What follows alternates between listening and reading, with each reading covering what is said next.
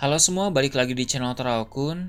Sebelum pembahasannya dimulai, silahkan klik tombol subscribe dan aktifkan lonceng notifikasinya supaya kalian gak ketinggalan info dan teori terbaru seputar One Piece. Buat kalian yang mau informasi tambahan soal SBS atau databook, kalian bisa follow Instagram Teraokun. Di sana admin akan memposting soal SBS, databook, dan berbagai teori singkat. Sekarang lanjut ke pembahasan. Manga One Piece Chapter 1133 telah terbit dan memperlihatkan berbagai hal menarik. Dalam video kali ini, channel Teraokun akan membahas tentang chapter terbaru ini dengan memberikan pendapat dan juga beberapa teori. Dalam versi lengkap chapter 1133 ini, memperlihatkan banyak hal menarik dan informasi tak terduga yang akan kita ketahui. Di antaranya adalah Elbaf yang ternyata bagian dari kerajaan kuno, kemudian penjelasan tentang cara lain untuk mengambil kekuatan buah iblis milik orang lain. Lalu ada juga informasi soal para raksasa yang sudah tahu kebenaran dunia dan juga soal sosok legenda yang muncul di Elbaf yang mana ternyata tak hanya ada satu, melainkan ada dua legenda di Elbaf. Cerita dimulai dengan memperlihatkan kilas balik Ohara dari sudut pandang Spandin. Dia merupakan direktur CP9 pada masa lalu yang kita tahu setelah itu dia mewariskan jabatan tersebut kepada anaknya yaitu Spanda. Dia diperlihatkan sedang berbicara kepada para wartawan tentang Nico Robin. Dia memfitnah Robin sebagai pelaku yang menenggelamkan kapal perang angkatan laut dan menghancurkan kapal evakuasi. Namun anehnya orang-orang malah percaya. Kita pun diperlihatkan bagaimana memilukannya kehidupan Robin pada masa lalu. Dari sejak masih kecil, Robin melarikan diri ke berbagai tempat karena dia telah menjadi seorang buronan usai insiden Ohara. Orang-orang yang termakan fitnah dari pemerintah dunia pun mulai membenci Robin dan membenci hal-hal yang buruk tentang gadis itu. Ada beberapa pihak juga yang mencoba memburu Robin untuk mendapatkan bounty. Mengingat bounty Robin sejak masih kecil sudah bernilai 79 juta berry. Itu terhitung sangat tinggi untuk bounty seorang pemula. Luffy saja setelah mengalahkan Arlong, bounty-nya hanya 30 juta berry. Dia baru menyentuh angka 100 juta berry setelah mengalahkan krokodil di Alabasta. Tentu para pemburu hadiah saat itu bersemangat untuk memburu Robin, karena hanya dengan memburu anak kecil saja bisa mendapatkan uang sebanyak 79 juta berry. Tak terbayangkan semengerikan apa masa kecil Robin saat itu.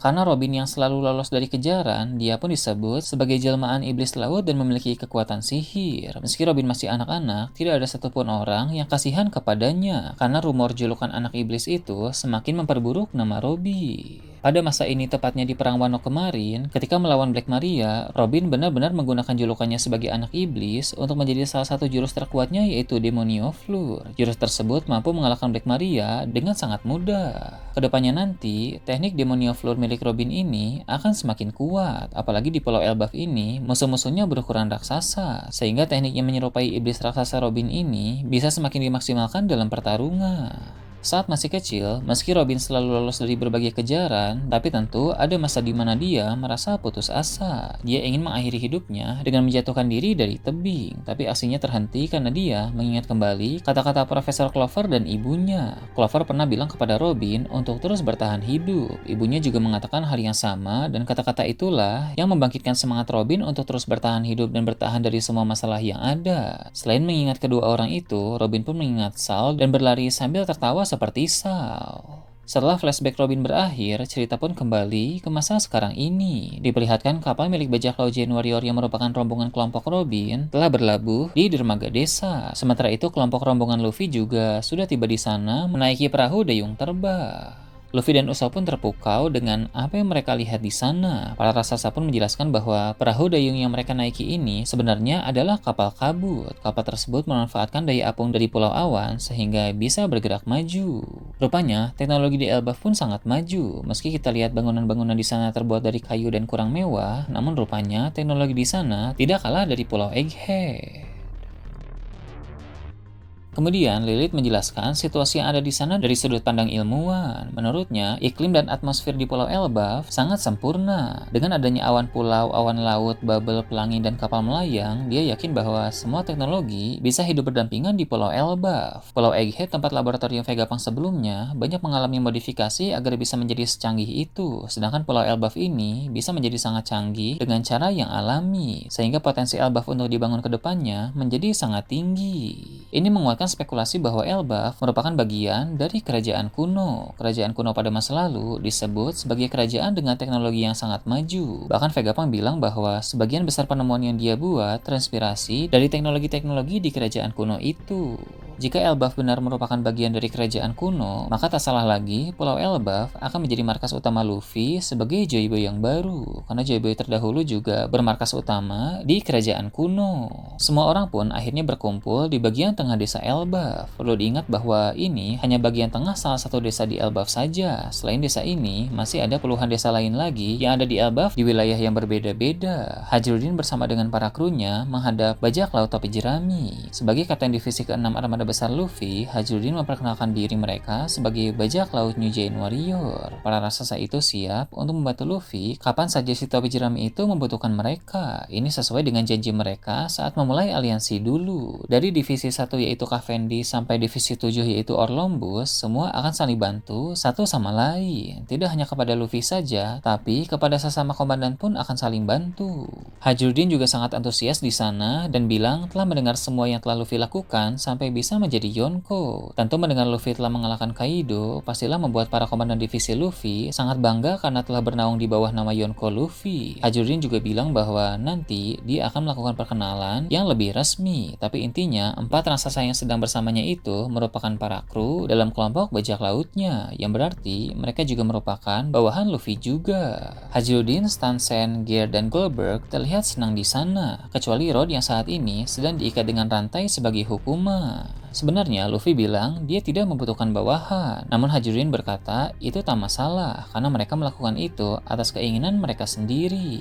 Selain itu, Hajrudin pun membicarakan soal berita kekalahan Big Mom. Gear bilang hal tersebut sangat disayangkan karena dulu dia dan Charlotte Linlin alias Big Mom berteman dengan sangat baik. Pertemanan mereka terputus setelah Linlin merusuh dan mengacau di Pulau Elbaf. Diketahui juga bahwa Big Mom tak sengaja memakan anak-anak di sana dan juga Mother Caramel. Jadi di sini pun diketahui ada suatu cara tertentu untuk merebut kekuatan buah iblis orang lain, yaitu dengan cara memakan tubuh pengguna buah iblis itu. Ini cara yang sangat ekstrim, tapi Linlin melakukan itu secara tidak sengaja. Dia sedang kalah memakan semla yang sangat banyak di sana, sampai-sampai tak sengaja memakan anak-anak di sana dan juga Mother Caramel.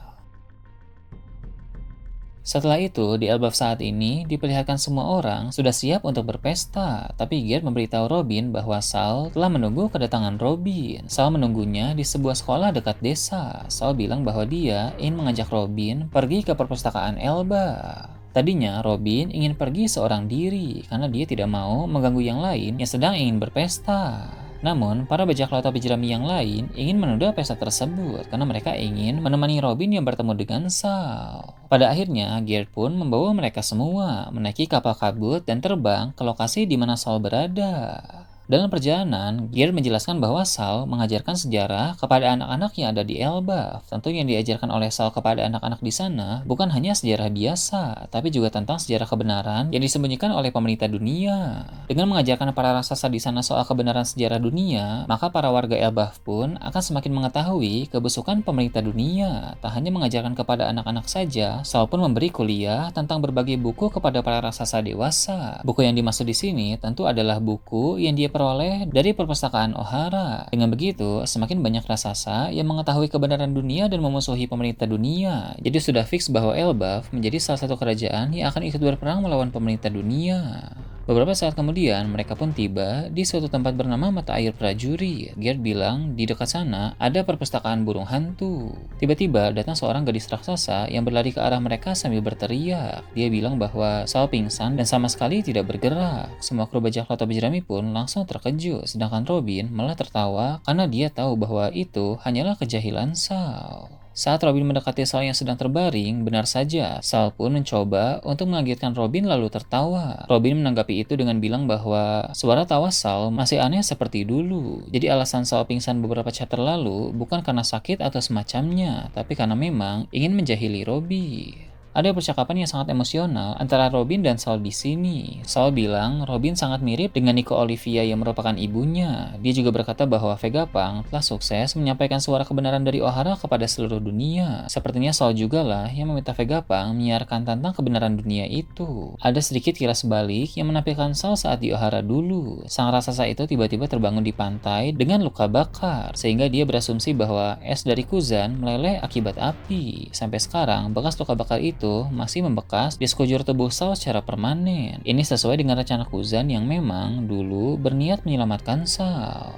Robin pun naik ke atas tangan Sal. Sal ingin membahas tentang apa yang terjadi di Pulau Ahara dulu, tapi Robin langsung menutup mulutnya dan bilang dia tidak mau lagi mendengar cerita-cerita sedih, dan Robin pun meminta Sal untuk memujinya karena berhasil bertahan sampai sejauh ini. Sal pun kemudian memuji Robin dan mereka berdua pun menangis dengan kencang. Para kru bajak laut topi jerami di sana pun terlihat ikut menangis, kecuali Zoro dan Jinbei yang ekspresinya tidak bisa terlihat. Sedangkan Luffy tersenyum lebar saat melihat kebahagiaan Robby. Chapter ini berjalan dengan sangat mengharukan, namun kita tahu bahwa kedamaian ini adalah angin tenang sebelum badai besar yang sedang menanti. Dalam chapter-chapter sebelumnya, kita telah diperlihatkan pertemuan Luffy dengan Loki. Bahkan Luffy dan Loki membuat kesepakatan rahasia yang akan memiliki dampak besar pada cerita ke depan nanti. Loki diperkenalkan sebagai sosok yang sangat licik dan berpotensi menjadi salah satu villain kuat yang ada di Elbaf. Lalu kita pun telah menyaksikan kemunculan dari siluet misterius di hutan Elbaf, yang tak lama lagi juga akan mulai beraksi. Siluet misterius itu antara Shiki atau Chopper Gaban. Bahkan tidak menutup kemungkinan kedua legenda itu akan sama-sama terlibat dalam arc Elbaf ini. Chopper Gaban adalah karakter legenda yang berada di pihak protagonis, sedangkan Shiki adalah karakter legenda yang berada di pihak antagonis. Pada bagian akhir chapter lalu pun ada narasi yang dikutip dari seseorang penjelajah bernama Louis Arnold, yang mana dia bilang bahwa orang-orang dari luar Elbaf jangan berlama-lama berada di Pulau Elbaf. Narasi tersebut tentu menandakan ada sesuatu yang bisa membahayakan orang-orang jika terlalu lama di negeri para raksasa itu, dan bahaya besar itu juga akan mengancam keselamatan dari bajak laut topi jerami. Eiichiro Oda sengaja membuat chapter-chapter awal di Elbaf ini mengharukan seperti reuni Robin dan Sal, karena setelah ini hal-hal mengerikan akan terjadi kepada mereka. Nah, itu tadi berbagai hal menarik pada chapter 1133. Gimana menurut kalian? Silahkan tulis di kolom komentar di bawah. Oke, segitu aja untuk pembahasan kali ini. Jangan lupa like, share, dan subscribe untuk video menarik selanjutnya. Gue Tora Okun, Shambles.